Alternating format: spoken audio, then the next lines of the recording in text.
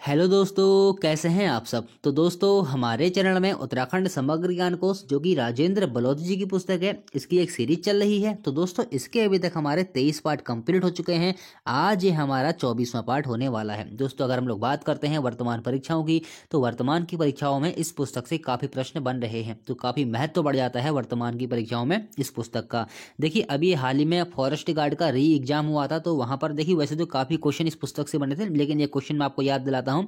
Question बना था, उत्तराखंड में जब सर्वप्रथम चाय के पौधे लगे थे तो इन पौधों को कहाँ से मंगाया गया था। तो उत्तर क्या था? चीन। ये मैं आपको, ये जो प्रश्न मैंने आपको पढ़ाया कुछ ही शायद 21वीं 22वीं सीरीज में मैंने आपको ये प्रश्न पढ़ाया हुआ है। और जब हमारा ब्रिटिश काल जो हमारा चल रहा है, वहाँ पर जो हमारा उत्तराखंड का मेन कोर्स चल रहा है, तो वहाँ पर ब्रिटिश काल में उद्यान विकास वाले चैप्टर में भी मैंने आपको ये पूरी इसके बारे में चर्चा डिटेल से की थी। तो मैं आपसे ये कहता हूँ, आप लोग हमारे मेन कोर्स से भी जुड़ जाइए, क्योंकि मेन कोर्स में आपको पूरा डिटेल से पढ़ाया जाता है। और जो यहाँ पर हम पढ़ते हैं वो पढ़ते हैं वन लाइनर की तरह। तो देखिए, उसी के बारे में आज मैं आपसे चर्चा करता हूँ। देखिए, अभी तक देखिए जो लोग हमसे नए जुड़े हुए हैं उनको ये पता होना चाहिए कि अभी तक हमने क्या पढ़ लिया है। तो उसी के लिए देखिए, मैंने यहाँ पर जो हमारे चैनल पर नए जुड़े हुए हैं तो उनको मैं आज बताना चाहता हूँ कि अभी तक हमने उत्तराखंड के इतिहास में क्या क्या कवर कर लिया है। देखिए, एक नज़र हम लोग इस पर डाल लेते हैं। देखिए, उत्तराखंड का आद्य ऐतिहासिक काल, उत्तराखंड का प्रागैतिहासिक काल, कुड़िंद राजवंश, शक राजवंश, फिर देखिए गोविषाण का मित्र राजवंश, कीर्तपुर राज्य, छांगलेस का राजवंश, सिंहपुर का यदु राजवंश, नाग राजवंश, योधे मौखरी राजवंश, ये सारा हमने कंप्लीट कर लिया है। उसके बाद देखिए, वर्धन, ब्रह्मपुर पर्वताकार राज्य, पौरव वंश, शत्रुघ्न राज्य, गोविषाण राज्य, ये भी हमारा कवर हो गया है। कार्तिकेयपुर राज्य, ये भी हमारा कवर हो गया है। परमार वंश, चंद वंश, गोरखा राज्य, ब्रिटिश उत्तराखंड, आंग्ल गोरखा युद्ध। और देखिए, उत्तराखंड के वन आंदोलन अभी जो हमारा चल रहा है उत्तराखंड में, और उत्तराखंड के अन्य आंदोलन, और पर्वत ग्लेशियर, राज्य की भौगोलिक स्थिति। ये भौगोलिक भौगोलिक होता है, थोड़ा सा मिस्टेक होगी लिखने में। राज्य की भौगोलिक स्थिति, उत्तराखंड से लगने वाले जिले, उत्तराखंड को स्पर्श करने वाले जिले, अन्य राज्यों के साथ उत्तराखंड की सीमाएं, अंतर्राष्ट्रीय सीमाएं, सब कुछ आपको मैं पढ़ा चुका हूँ। फिर देखिए, दर्रे हो गए, बुग्याल हो गए, पड़ोसी राज्य हो गए, और करंट अफेयर की भी हमारी सीरीज चल रही है। और राजेंद्र बरोदी पुस्तक, ये तो हमारा अभी चल ही रहा है। तो दोस्तों, इतना हमारा उत्तराखंड का कोर्स कवर हो गया है, तो आप लोग हमारे उत्तराखंड के मेन कोर्स से भी जुड़ जाइए। तो चलिए शुरू करते हैं हम लोग आज की हमारी सीरीज। देखिए, पहला क्वेश्चन है हमारा, उच्च स्थलीय पौध शोध संस्थान कहाँ है? उत्तराखंड में उच्च स्थलीय पौध शोध संस्थान कहाँ है? तो आपका उत्तर क्या हो जाएगा? श्रीनगर में।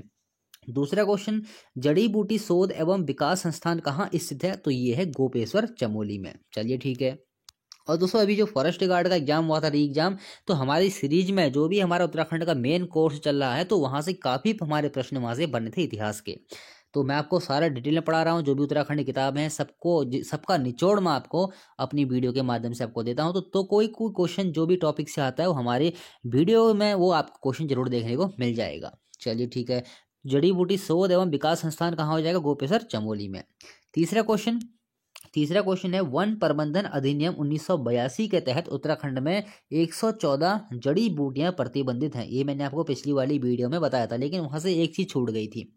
इसके अलावा भारतीय आयात प्राधिकरण ने कितने पौधों के आयात पर प्रतिबंध लगाया है? तो आपको तरीका हो जाएगा 44। देखिए, उत्तराखंड में 114 जड़ी बूटियां प्रतिबंधित हैं, लेकिन भारतीय आयात प्राधिकरण ने कितने पौधों के आयात पर प्रतिबंध लगाया है उत्तराखंड में? तो आपको तरीका हो जाएगा 44। और दोस्तों, एक बात और, देखिए, ये हमने जो बलोदी जी की जो पुस्तक है ना, हमने काफ़ी कुछ यहाँ से कवर कर लिया है। तो अब इतना कुछ बचा नहीं है इस पुस्तक में, जो कि मैं आपको हर रोज़ एक वीडियो बना के दूँ। क्योंकि बहुत सारे लोगों के मैसेज आते हैं, सर रोज़ वीडियो लाइए, रोज़ वीडियो लाइए, क्योंकि इतना कुछ मैटर बचा ही नहीं है। कुछ क्वेश्चन मैं आपके लिए छांट छांट के लाता हूँ, टाइम लगता है, वक्त लगता है क्वेश्चन छांटने में भी।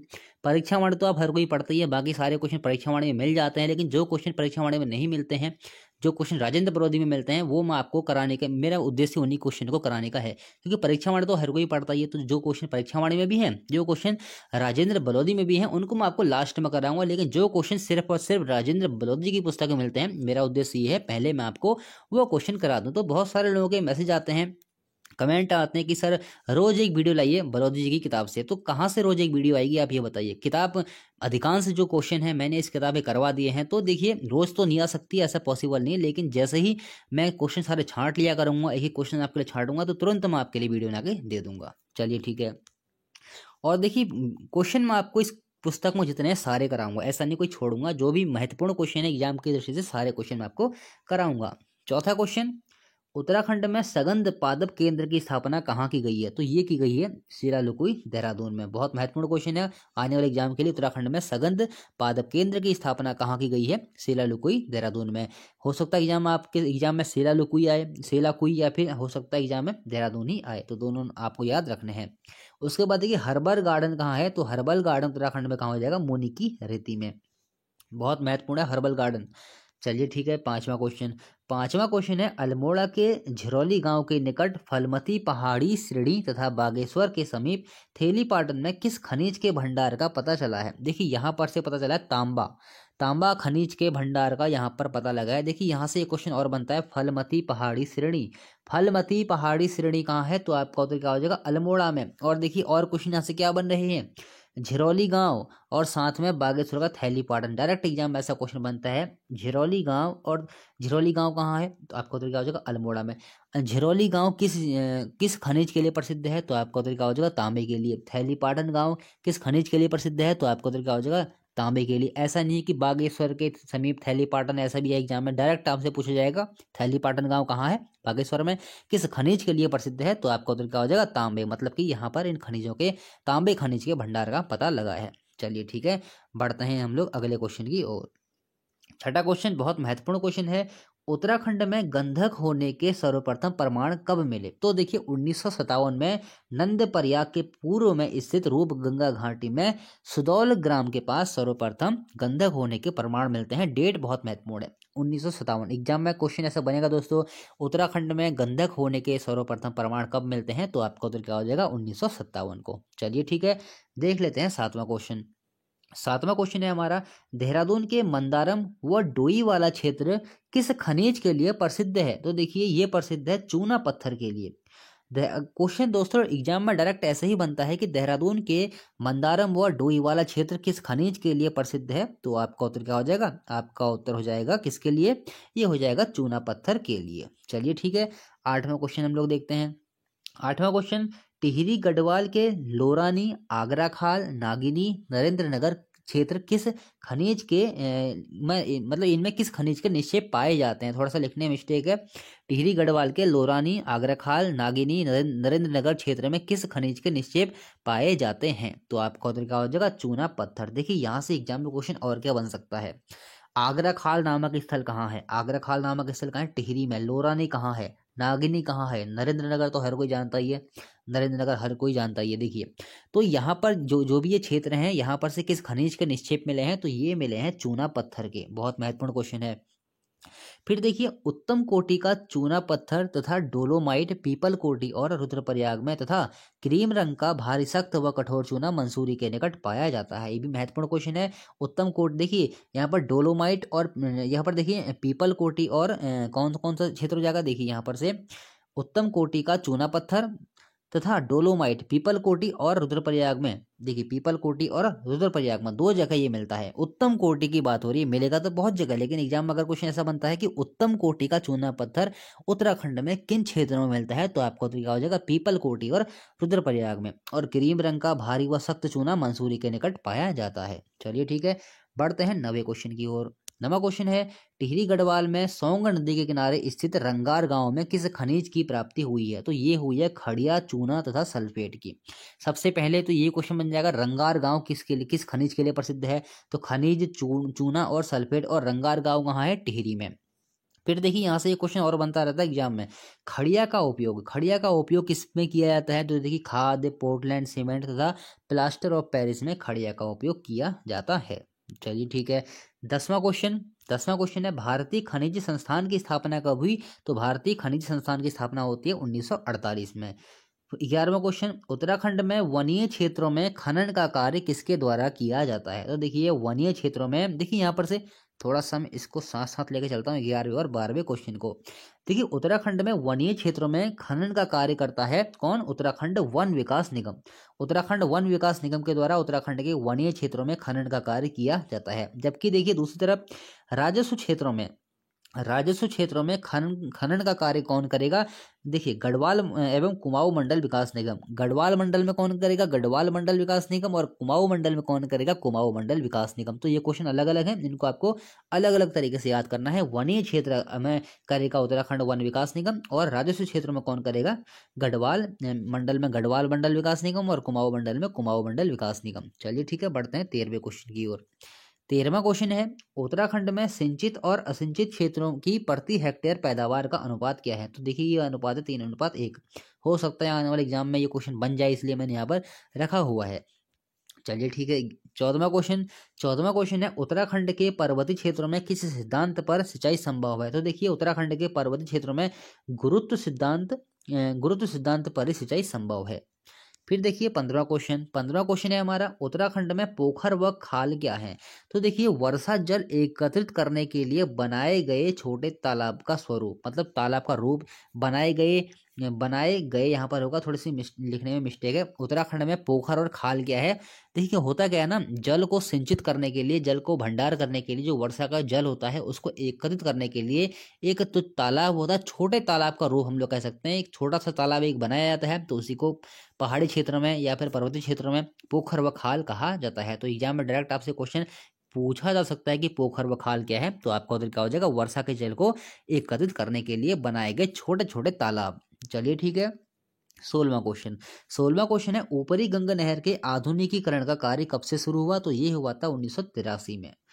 17वां क्वेश्चन, शारदा नहर प्रणाली का निर्माण कब किया गया? तो शारदा नहर प्रणाली का निर्माण 1928 में। देखिए, निर्माण कार्य तो पहले से शुरू हो गया था, लेकिन जो पूर्णतः बनकर तैयार हुआ तो 1928 में ये पूर्णतः बनकर तैयार हुआ। हालांकि ये सब कुछ मैंने आपको डिटेल से पढ़ा रखा है। कहाँ पर?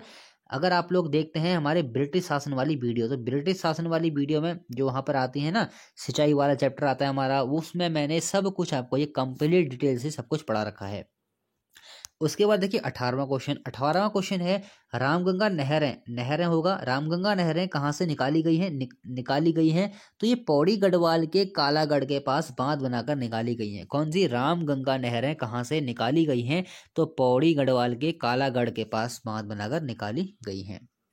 फिर देखिए 19वां क्वेश्चन है, नैनीताल को उत्तर प्रदेश की ग्रीष्मकालीन राजधानी कब बनाया गया? तो ये बनाया गया 1962 में। काफी महत्वपूर्ण क्वेश्चन है। 20वां क्वेश्चन, नैनीताल में पर्वतारोहण क्लब कब स्थापित किया गया?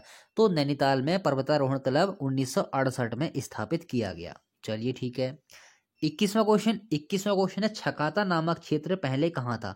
देखिए, छकाता नामक क्षेत्र जो पहले था नैनीताल में। अब देखिए, छकाता नामक जो क्षेत्र रहेगा ना, जो नैनीताल अगर हम लोग बात करते हैं, भीमताल का जो हिस्सा रहेगा उसके नीचे को जो हल्द्वानी का हिस्सा रहेगा कुछ हिस्सा, वो हिस्सा चोरगलिया तक, कुमाऊं क्षेत्र की हम लोग बात करें, चोरगलिया हो गया, भीमताल हो गया, जो मुख्यतः भीमताल ही इसमें उसमें छकाता, इसमें भीमताल ही उसमें आता था। तो देखिए देखिए जब कुमाऊं पर जिस समय रोहिलाओं का आक्रमण होता है ना कुमाऊं पर, तो रोहिलाओं ने जब आक्रमण किया था तो उन्होंने छकाता वाले क्षेत्र पर ही सर्वप्रथम वहां पर आक्रमण किया था। तो एग्जाम में आने के लिए महत्वपूर्ण है, छकाता नामक क्षेत्र पहले कहाँ था? तो ये था नैनीताल में। मुख्यतः भीमताल वाला जो क्षेत्र था वो छकाता ही उस समय कहलाता था। 22वां क्वेश्चन, नैनीताल झील को त्रिऋषि सरोवर किस ग्रंथ में कहा गया है? तो देखिए, स्कंद पुराण के मानस खंड में नैनीताल झील को त्रिऋषि सरोवर कहा गया है। क्वेश्चन दोस्तों ये कई बार बन चुका है कि किस झील को त्रिऋषि सरोवर भी कहा जाता है? तो आपको उत्तर क्या हो जाएगा? नैनीताल झील को। और स्कंद पुराण के मानस खंड में इसको ये नाम दिया गया है, इसका ये नाम दिया गया है। 23वां क्वेश्चन है, फांसी गधेरा, ये तो हर कोई जानता है, बहुत बार मैं आपको पढ़ा भी चुका हूँ। तो फांसी, लेकिन यहाँ पर से कुछ चीज नया है, वो क्या है? देखिए, फांसी गधेरा जिसे हैंग मेंस वे कहा जाता है, राज्य में कहाँ स्थित है? आप देखिए यहाँ पर से क्या होगा एग्जाम में, फांसी गधेरा तो आपने पढ़ा ही पढ़ा है, लेकिन आपने ये नाम नहीं पढ़ा है ना, हैंग मेंस वे, जिसे हैंग मेंस वे भी कहा जाता है, राज्य में कहाँ स्थित है? तो ये है नैनीताल में। एग्जाम में दोस्तों क्वेश्चन ऐसे समझ जाएगा कि राज्य में हैंग मैंस वे कहाँ है, तो आप तो चकरा जाएंगे, भाई ये तो चीज आज तक कभी पढ़ी नहीं, तो इसलिए मैंने यहाँ पर लिखी हुई है हैंग मैंस वे कहाँ है, तो ये है नैनीताल में। 24वां क्वेश्चन, राज्य में किलवरी चोटी कहाँ है? तो राज्य में किलवरी चोटी कहाँ पर हो जाएगी? नैनीताल में। ठीक है, देख लेते हैं 25वां क्वेश्चन, जनश्रुति के अनुसार रानीखेत नाम किसने दिया? रानीखेत को रानीखेत नाम किसने दिया था? जनश्रुति के अनुसार। देखिए यहाँ पर लिखा हुआ जनश्रुति के अनुसार, तो ये दिया था राजा सुधार देव की रानी पद्मनी ने। राजा सुधार देव की रानी पद्मनी ने रानीखेत को रानीखेत नाम दिया था। 26वां क्वेश्चन, झूलादेव पर्वत श्रृंखला कहाँ स्थित है? तो देखिए झूलादेव पर्वत श्रृंखला कहाँ है, तो यह रानीखेत अल्मोड़ा में। चलिए ठीक है, ये क्वेश्चन ये बनता है कि रानीखेत किस पर्वत श्रृंखला में है? तो देखिए दोस्तों ये क्वेश्चन बहुत महत्वपूर्ण है, इसको नोट कर लेंगे आप, रानीखेत किस पर्वत श्रृंखला में है, तो आपका उत्तर क्या हो जाएगा, झूलादेव पर्वत श्रृंखला, अल्मोड़ा में ही ये श्रृंखला है, मुख्यतः रानीखेत में इसका विस्तार रहेगा। फिर देखिए मानस खंड के अनुसार उत्तराखंड के किस क्षेत्र को राम क्षेत्र भी कहा गया है? देखिए आपने ये तो देखा ही होगा राम क्षेत्र, राम क्षेत्र तो ये तो आपने पढ़ा ही होगा कि अल्मोड़ा को कहा गया है, लेकिन कहाँ कहा गया है? मैंने आपको बताया ना एग्जाम में थोड़ा सा घुमा के वर्तमान में प्रश्न बनते हैं। तो मानस खंड के अनुसार उत्तराखंड के किस क्षेत्र को राम क्षेत्र भी कहा गया है? तो आपका उत्तर क्या हो जाएगा, अल्मोड़ा। तो अल्मोड़ा को राम क्षेत्र किसके अनुसार कहा गया है? तो आपका उत्तर क्या हो जाएगा, मानस खंड। चलिए ठीक है, देख लेते हैं 28वां क्वेश्चन, अल्मोड़ा का नाम मुगल प्रभाव के कारण आलमनगर किस चंद्र राजा के समय पड़ा? तो ये पड़ा था बालो कल्याण चंद्र के समय।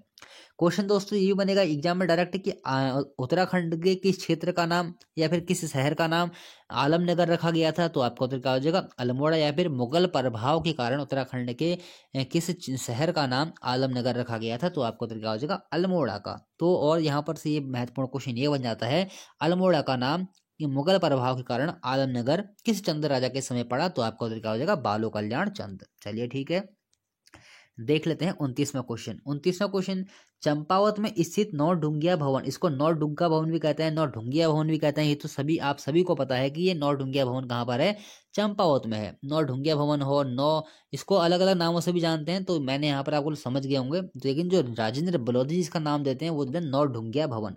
तो चंपावत में स्थित नौढुंगिया भवन हर किसी को पता है, बहुत लोग सभी ने पढ़ रखा होगा कि नौढुंगिया भवन कहाँ है, चंपावत में। लेकिन यहाँ पर से महत्वपूर्ण क्या है, चंपावत में स्थित नौढुंगिया भवन किस गांव में स्थित है? तो ये है मांदली गांव में। हो सकता है गांव का नाम पूछ ले, थोड़ा सा डीप कभी कभी एग्जाम बन जाता है, तो आपको याद रखना है नौढुंगिया भवन किस गांव में स्थित है चंपावत के।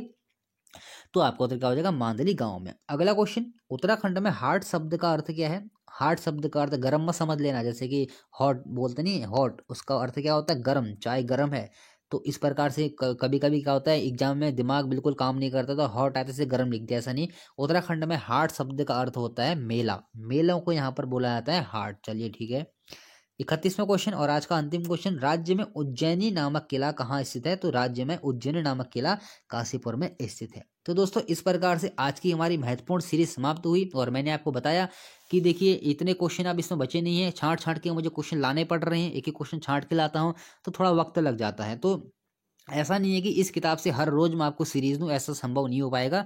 तो बाकी जो हमारा उत्तराखंड का मेन कोर्स चल रहा है उससे आप लोग जुड़ जाइए, और फेसबुक पेज से आप लोग हमारे जुड़ जाइए, नीचे आपको लिंक दिया हुआ है, व्हाट्सअप नंबर ही मैंने आपको नीचे दिया हुआ है। अगर आपको कुछ पूछना है तो मुझे मैसेज कर सकते हैं, और अगर आपको कोई डाउट हो किसी भी चीज़ में आप लोग कमेंट कीजिए नीचे, मैं हर कमेंट का रिप्लाई जरूर करता हूँ। तो दोस्तों मिलते हैं अगली वीडियो में, आप लोग हमारे मेन कोर्स से भी जुड़ जाइए, और मिलते हैं अगली वीडियो में। और एक बात और, आप हमारी वीडियो को लाइक शेयर कर दिया कीजिए ताकि और लोगों तक भी यह पहुंच जाए। तो दोस्तों अगर वीडियो पसंद आई है तो लाइक कीजिए और चैनल को सब्सक्राइब कीजिए।